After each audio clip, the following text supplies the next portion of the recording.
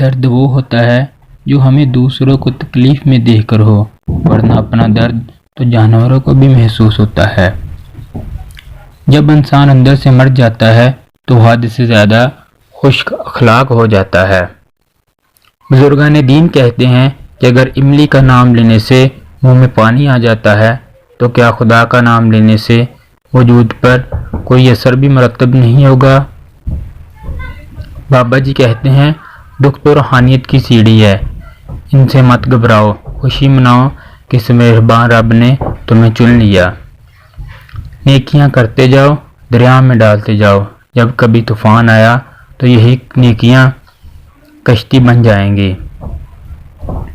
کوئی خوشی، کوئی رشتہ، کوئی جذبہ کبھی مشکل نہیں ہوتا، ان کے بھی پاؤں ہوتے ہیں، بس ہمارا سلوک اور رویہ دیکھ کر کبھی یہ بھاگ کر قریب آ جاتے ہیں اور کبھی آہستہ آہستہ دور چلے جاتے ہیں۔ جب ہم میں سے زندہ وہی رہے گا جو دلوں میں زندہ رہے گا، اور دلوں میں وہی زندہ رہتے ہیں جو خیر بانٹتے اور آسانیاں بانٹتے ہیں۔ مان رکھنا سیکھو، کبھی رک کر، کبھی روک کر۔